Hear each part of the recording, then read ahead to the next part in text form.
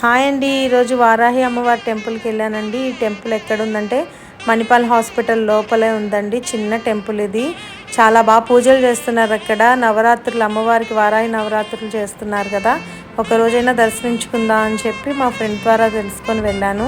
చాలా బాగా చేస్తున్నారు. కుంకుమ పూజ, లలిత సహస్రనామాలు ఇవన్నీ చాలా బాగా చేస్తున్నారు. హారతులు కూడా దర్శనం తీసుకున్నాం అండి, కానీ అది వీడియో తీయలేదు. ఎవరైనా దగ్గరలో ఉంటే అమ్మవారిని దర్శించుకోండి.